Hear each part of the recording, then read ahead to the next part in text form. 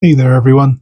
Normally I do a video on coins, British or territories, that sort of thing, the occasional foreign one.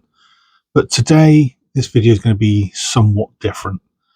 As of my last upload, I've now posted 50 videos and 23 shorts. So I thought I'd give you a look behind the scenes on how I got to the 50 long form video target I set myself a little while ago. Now, also, I do want to say, what I'm going to go through, please don't take as gospel. I'm still learning the ropes. Most new YouTubers like myself need to have an idea of what topic they'll cover. Most use their hobbies or work related knowledge. That makes sense. Talk about what you know, not what you think you know. The one thing I did, and I would suggest, is search YouTube for the people that quite literally make a living out of giving guidance and advice to newbies. See what they recommend. Everyone's got their own little niche. Mine is coin related. It could be that it could be gaming, it could be financial or health type channels. But obviously, if you're here, most likely is because you've got an interest in coins as well. Now, coin collecting compared to those other niches, we're in the very, very small minority. I would suggest that you don't watch just one or two of these experts, but maybe five or six, as although they give the same general guidance, it might not be practical for you. They suggest sites for AI platforms or content for making, editing shorts or thumbnails. But be careful though, when they show their videos, they rarely mention that you will only have a limited use when you go to those websites, as you've got to pay premium access rates to get what they are showing, if you know what I mean. Some of these are annual bills, not monthly or even per use. So be careful there. Having watched several hours of these videos, I tried the free versions of what they each recommend, and I took the plunge and I started to use the premium version of Canva. Now, it's less than 15 quid a month, and the fact it's monthly made it perfect for my needs. I didn't know if I was going to need it all the time or not. So, monthly, you can stop paying as and when you want, I suppose. Now, you might decide otherwise, and Canva's not for you. But having started playing around with it, I started this channel, uploaded my first video back on the 15th of November. As I mentioned the other day, I hit video number 50. That's a lot of work in a very, very short period of time when you're still new and learning some very big ropes. What I will say though is it also helps to have a script. It'll need to be written and tweaked, and then you've got to find the time to do the actual filming. But bear in mind, a 10 to 15 minute video can be done in one take sometimes, or you could be at it for more than an hour. I've been there. I know what it's like.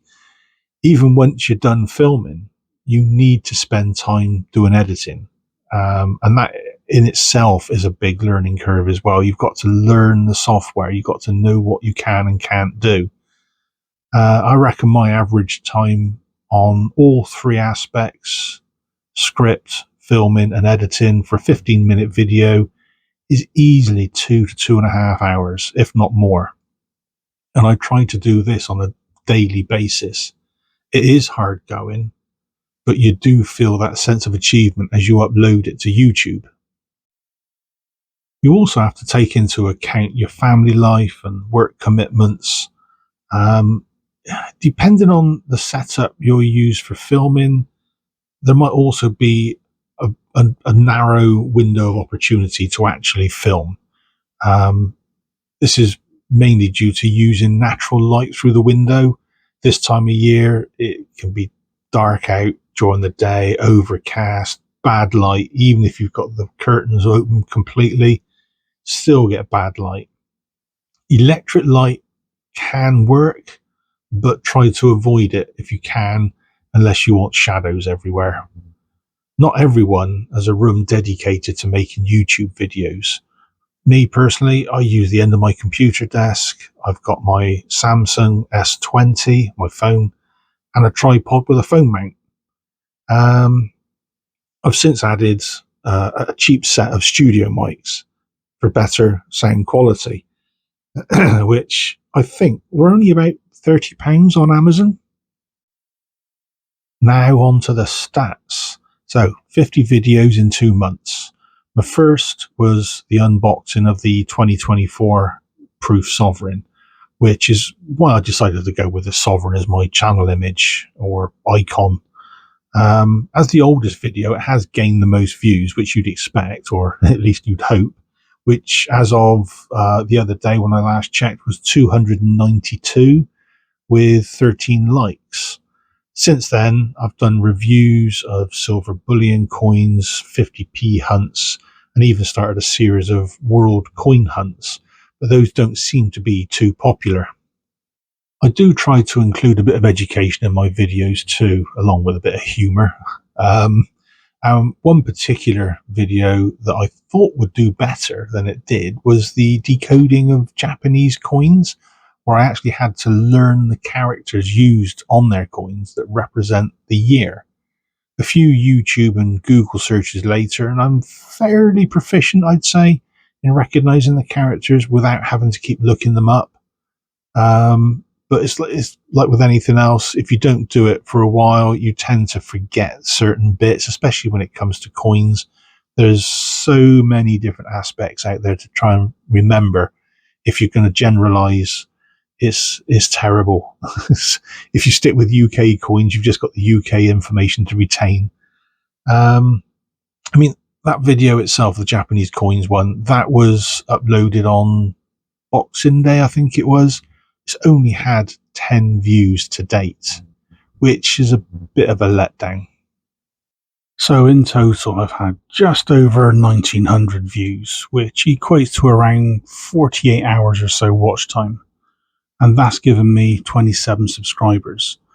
Now, I know it's still early days of the channel itself, and the rule of thumb is 15 to 20 subscribers per roughly 1,000 views. So I'm slightly down on that curve, but always looking for more. And the more views you get, the more likes, comments, and subscribers. The more subscribers helps towards even more likes and comments.